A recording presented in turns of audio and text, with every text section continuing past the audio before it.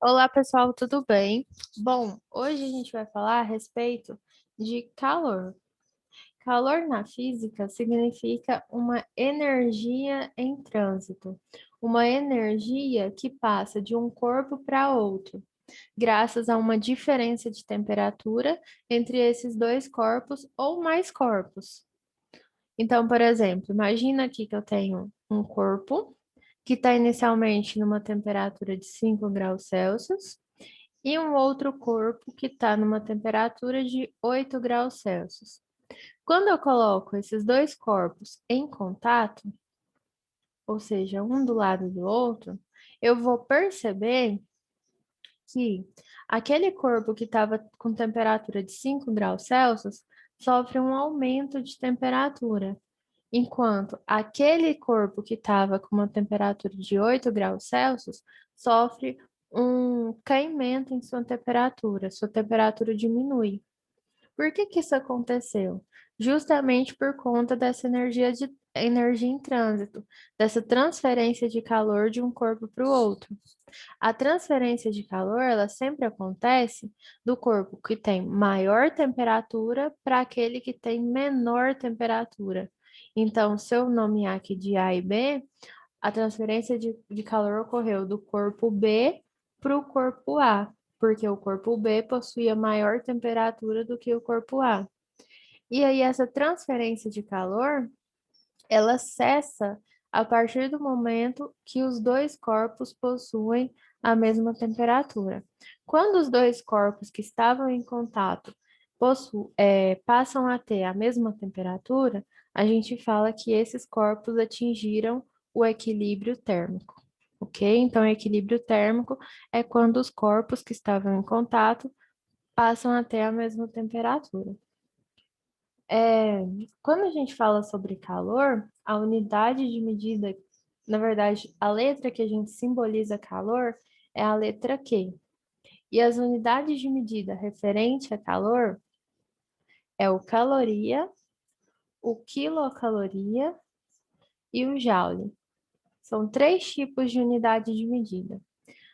Caloria costuma ser mais usual e o joule é a unidade de medida padrão, assim como o metro é padrão em comprimento, o joule ele é padrão quando se refere a calor. Então, em todo mundo se utiliza joule, mas pode acontecer de aparecer exercícios que trazem caloria ou quilocaloria. Então, depende muito. Como a gente tem mais de uma unidade de medida, a gente precisa saber fazer a conversão de uma unidade de medida para outra, certo?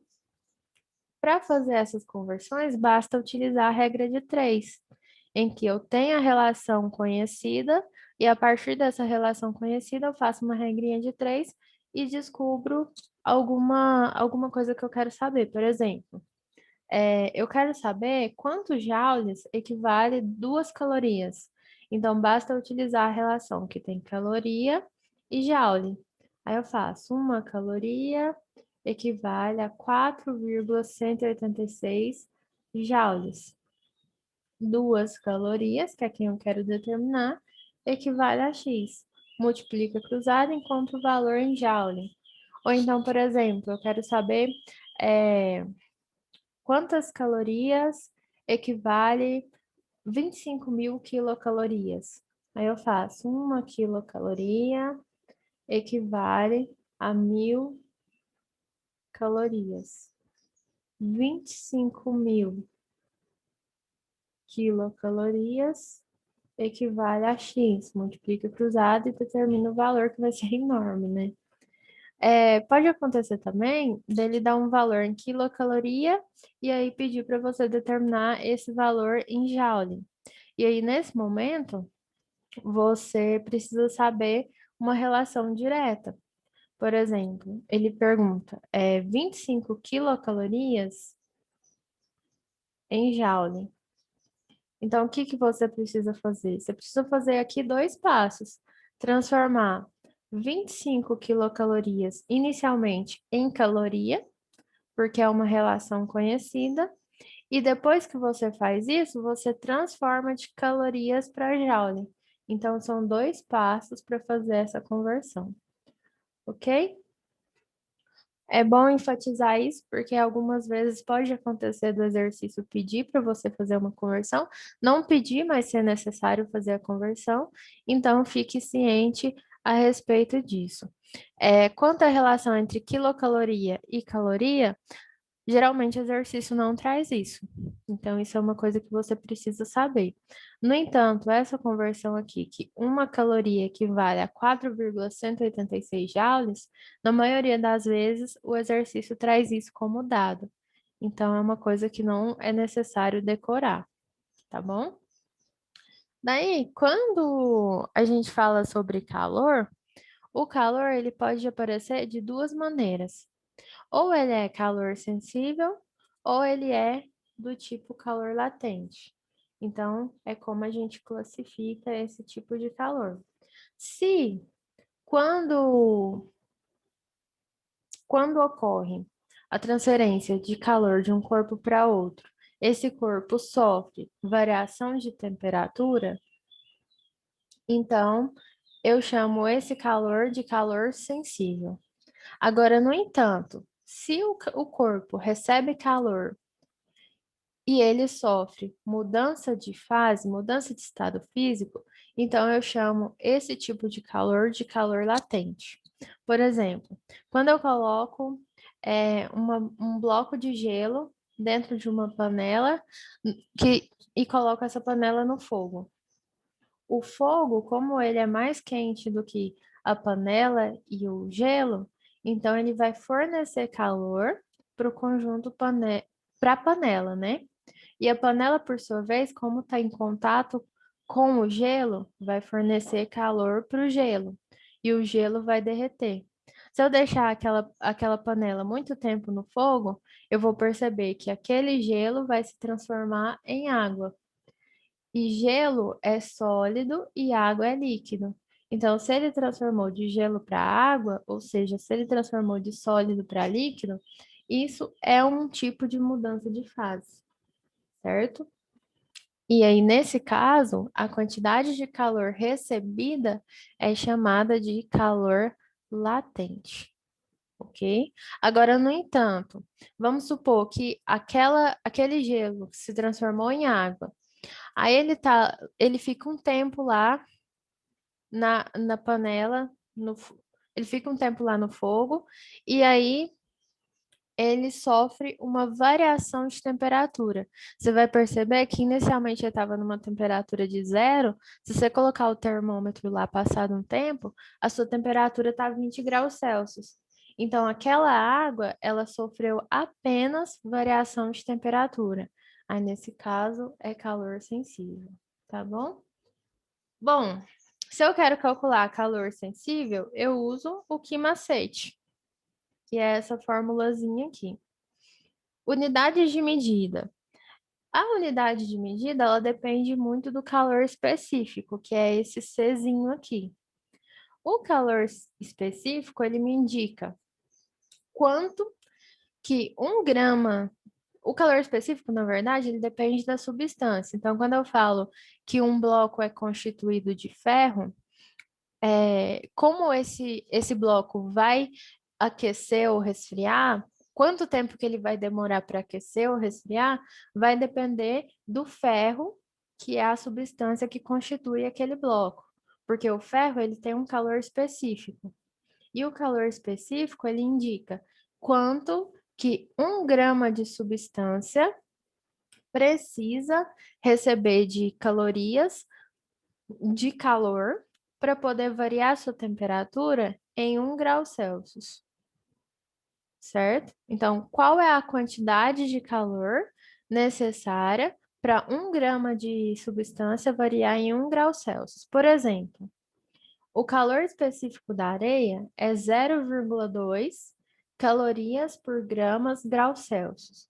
Isso significa que 1 grama de areia, para poder variar sua temperatura em 1 grau Celsius, ela precisa receber 0,2 calorias. Então, por exemplo, se ela recebe calor, ela vai esquentar. Então, vamos supor que a areia está inicialmente a 12 graus Celsius. 1 grama de areia está a 12 graus Celsius. Para ela, é, para ela ir de 12 graus Celsius para 13 graus Celsius, ela precisa de 0,2 calorias de calor, certo? A mesma coisa seria se fosse resfriada. Por exemplo, para ir de 13 graus Celsius para 12, 1 grama de areia necessitaria perder 0,2 calorias, certo? Então, essa é a ideia de calor específico. Observa que eu trouxe também o valor do calor específico da água. O valor específico da água é 1. Isso significa que a água precisa de 1 caloria, 1 grama de água precisa de 1 caloria para poder variar sua temperatura em 1 grau Celsius, ok? E aí, por que que eu trouxe água e areia? Para exemplificar uma coisa do cotidiano. Na praia, por exemplo, a gente tem sol, tem areia, né? E tem mar, ok? A areia, você pode perceber, na verdade, vamos lá. O sol, ele aquece tanto a areia quanto o mar, da mesma forma. No entanto, você pode perceber que a areia, ela de dia, ela é mais quente do que a água. Por qual motivo? Por conta do calor específico da areia ser menor do que o calor específico da água. Ou seja, a areia, ela precisa de menos quantidade de calor para esquentar, enquanto a água, ela precisa de 1 caloria para esquentar. Então, é como se fosse questão de preço, né? A areia é 20 centavos e a água é R$ 1. Para eu comprar água, eu preciso de mais dinheiro do que para eu comprar areia. Então, eu preciso fornecer muito mais calor para a água para poder aquecer ela a mesma quantidade da areia, uma diferença de 0,8. Então, justamente por isso que a areia ela esquenta mais rápido. Da mesma forma, é o resfriamento. De noite, quando não tem mais o sol e o tempo está propício a ventos, então como que fala? A areia e o mar está propício ali a ventos, né? Então eles vão perder calor. No entanto, a água, ela não fica totalmente gelada como a areia, justamente por esse motivo, tá? O calor específico, a unidade medida, como você deve perceber, é calorias por gramas graus Celsius. E na maioria das vezes, quando o exercício fornece o calor específico, você tem que trabalhar com essas unidades de medida. O que significa isso? A quantidade de calor tem que estar em calorias, a massa tem que estar em gramas e a variação de temperatura tem que estar em graus Celsius, ok? Pode acontecer do calor específico ser dado em joule por quilo, Kelvin. E aí, o que que significa? Significa que, nesse caso, o calor tem que ser dado em joule, a massa tem que ser dada em quilo e a variação de temperatura em Kelvin, ok? Então, tem que prestar atenção nisso aí. O calor específico, ele indica quais são as unidades de medida do, das outras grandezas aqui relacionadas, ok? O calor latente, como eu falei para vocês, é quando ocorre transferência de calor de um corpo para o outro, no entanto, ocorre a mudança de estado físico. E aí, assim como o calor sensível, eu tenho uma fórmula para utilizar para trabalhar, que é essa aqui, ó. Calor, ixi, calor é igual massa vezes calor latente. Então, esse Q aqui chama calor latente. M é a massa e esse L também chama calor latente. Só que o que diferencia um do outro é que é calor latente de fusão Ou então, calor latente de vaporização, sempre aparece um DI acompanhado de calor latente, para você poder diferenciar. Você vai diferenciar também pela unidade de medida. A unidade de medida desse L é calorias por gramas, ou então joule por quilograma, ok? E aí, se o exercício é, fornecer o calor latente, então você tem que trabalhar com aquelas unidades de medida, tá? Então, ó, se for em calorias por gramas, a quantidade de calor latente tem que ser em calorias e a massa tem que ser em gramas. Agora, se caso for em joule por quilogramas, quantidade de calor tem que ser em joule e a massa tem que ser em quilogramas, ok? Bom, trouxe aqui exemplos do calor latente de fusão da água, que é 80 calorias por gramas. Isso significa que 1 grama de... Ó, fusão, né? Vamos lá. O que é fusão? Fusão é a passagem do sólido para o líquido. Se a água tem calor latente de fusão de 80 calorias por gramas, significa que 1 grama de água precisa de 80 calorias para poder se transformar de sólido para líquido, ok? E o de vaporização é 540 calorias por grama. O que significa isso? Que 1 grama de água precisa de 540 calorias para poder se vaporizar. O que é vaporizar? Se transformar do líquido para o gasoso, ok? Aí aqui eu trouxe algumas mudanças de estado físico. Olha só, do sólido para o líquido, fusão, líquido para gasoso, vaporização, do sólido para o gasoso, sublimação, ou vice-versa, né? Do gasoso para o sólido, de gasoso para líquido, condensação, de líquido para sólido, solidificação. Ok? Bom, continuando, eu trouxe um exemplo para vocês. Pode acontecer dos exercícios trazerem separados para ele calcular, para você calcular o calor sensível e um outro exercício para você calcular somente o calor latente. Só que eu achei melhor juntar os dois para vocês verem como que funciona. Então, olha só, vamos dar uma lida. Um corpo de massa de 32 gramas a menos 20 graus Celsius é aquecido até o ponto de fusão. Sabendo que a substância tem calor específico de 0,2 calorias por gramas Celsius e calor latente de fusão de 35 calorias por gramas, determine a quantidade de calor necessária para o corpo. Letra A, aumentar de temperatura. Letra B, mudar de estado. Lembrando que, se o corpo muda de temperatura, a gente utiliza calor sensível, né? Agora, se o corpo ele sofre mudança de estado físico, a gente usa calor latente. Aí é só trabalhar com os dados, ó. O corpo, ele tem massa de 32 gramas. Ele está inicialmente a uma temperatura de menos 20 graus Celsius. Ele é aquecido até chegar ao ponto de fusão. E aí ele deu o calor específico da água, é 0,2 calorias por graus Celsius, e o calor latente de fusão é 35 calorias por gramas, ok?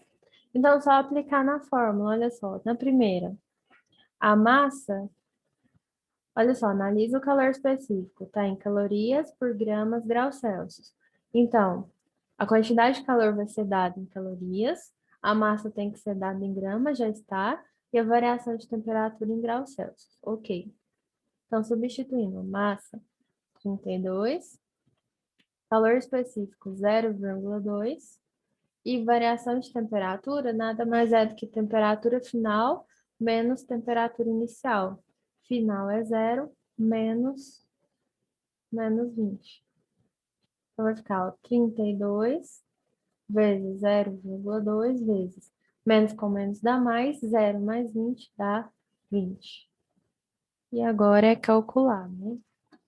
Então, eu vou fazer 32 vezes 0,2 vezes 20.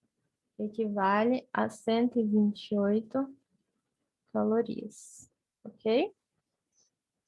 Agora o calor latente. O calor latente, eu preciso da massa e do calor latente de fusão. Olha só, ele deu e o calor latente é calorias por gramas. Então, a massa tem que estar em gramas. Então, vamos lá, ó, massa 32, calor latente de fusão 35. Então, eu vou fazer 32 vezes 35, que equivale a 1.120. Então, olha só, para o corpo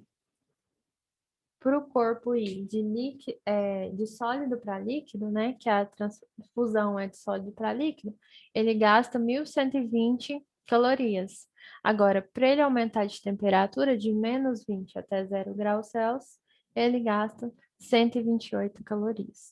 Ok? Bom, é isso. Espero que tenha ficado entendido. E até mais, pessoal. Show.